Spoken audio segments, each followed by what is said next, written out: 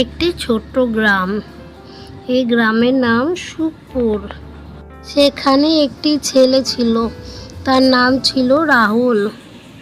রাহুল ছিল খুব উদার ও মিষ্টি স্বভাবের। সে একটি দোষী ছিল, সে ছিল মিথ্যে কথা বলা।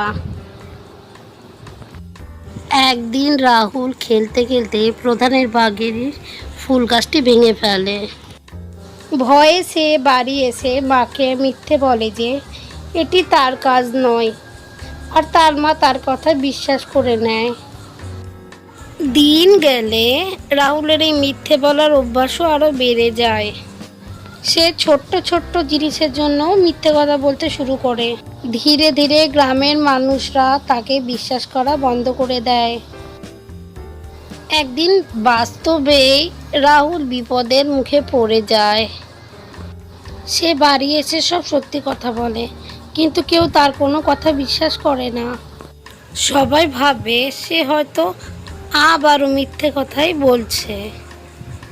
অবশেষে এক ভালো মানুষ তার সত্যিকারের বিপদ বুঝতে পেরে তাকে সাহায্য করে।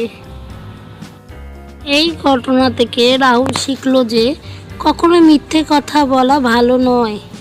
মিথ্যে বলার কারণে মানুষের বিশ্বাস হারানো যায়, এবং যখন সত্যি সাহায্যের প্রয়োজন হয় তখন তাকে কেউ বিশ্বাস করে না।